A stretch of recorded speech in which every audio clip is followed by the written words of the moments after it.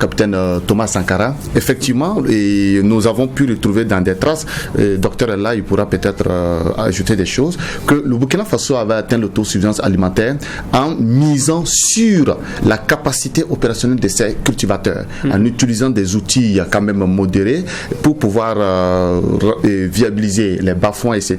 et produire du riz sur place. Mais après la révolution du camarade Thomas Sankara, on a trouvé que toutes ces initiatives ont été enterrées.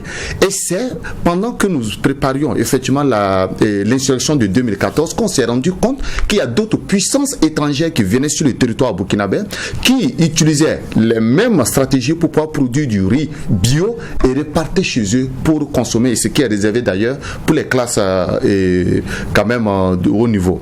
Mais le camarade capitaine Ibrahim Traoré arrive et qu'on appelle ça en Russie en 2023, je pense bien, lors de son discours qu'il prononçait, il a dit que l'année prochaine il faut qu'on revienne ici en pouvoir atteindre l'autosuffisance alimentaire. On va mobiliser toute la théorie nécessaire qu'il faut, demandant au peuple de cotiser pour acquérir du matériel et mettre en relief les bas-fonds.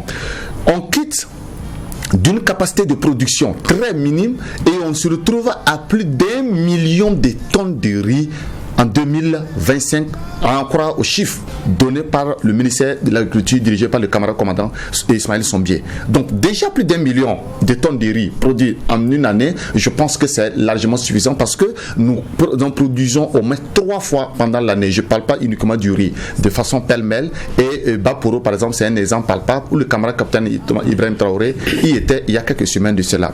J'apprécie l'initiative parce que l'État a le baromètre en termes de répartition des céréales qui doivent être consommées, le taux qui doit être consommé sur le territoire burkinabé par an. Je salue l'initiative parce que ça va nous donner encore la force pour savoir que si nous ne produisons pas, nous n'allons pas manger. C'est la même technique au village. Tu n'as pas travaillé le matin, le soir, tu ne manges pas. Et aujourd'hui, ça va nous donner encore, moi je salue encore cette initiative parce que quand on repart autour des années 2010, avec les embargos qu'il y a eu au niveau de la Russie, les embargos ont fait que la Russie ne pouvait plus importer du blé. Avant 2010, Poutine va convoquer son ministre de l'Agriculture pour lui dire mais on fait comment? Parce que la Russie dépendait complètement de l'importation du blé de d'autres pays tels que l'Ukraine.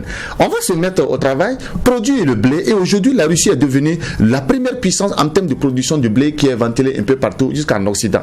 Le Burkina Faso, en limitant par exemple ou en stoppant l'importation de ce riz là, cela va nous réveiller plus.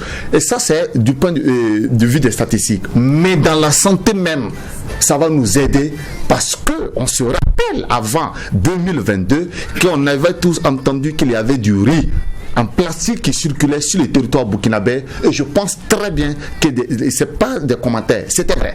Donc ça va aider à assainir le milieu, par exemple des riz, puisqu'aujourd'hui on parle de manger sain, de manger bio, etc. Ça va encore renforcer cette initiative du gouvernement burkinabé qui vise à faire en sorte que nous puissions manger ce que nous produisons pour repartir sous la révolution de Thomas Sankara. Ça va une fois de plus nous aider à comprendre que si cette année on n'a pas produit plus d'1 million de tonnes de riz, on ne va pas manger. Et donc, on va se mettre au travail.